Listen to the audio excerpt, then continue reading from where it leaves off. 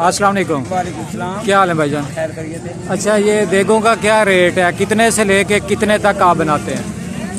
देगों का रेट जो है मुख्तलिफ है। एक देग का रेट जो है तकरीबन 35 रुपया है। दूसरी देग का है अच्छा, जो 3500 रुपए वाली है उसमें चावल कितने हैं? उसमें चावल 8 किलो हैं। चने भी हैं? चने भी हैं, 2 किलो चने हैं। 2 किलो यानी 10 किलो की 10 किलो का वजन है उसका। 3500 रुपए वाली। 3500। और उससे ज्यादा अच्छी? उससे ज्यादा 12 किलो की है। अच्छा। वो तकरीबन है 4500 4000 की।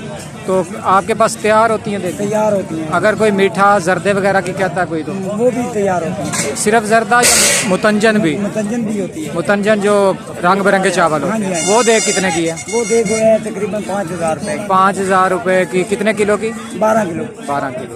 ठीक है। चेक करो जी, देख चेक करो देख।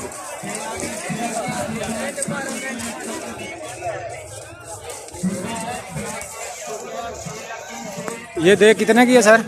ये वाली ये देख 9000 की बनी है। 9000 हाँ, रुपए। सब्जी वाली। इसमें क्या डाला है?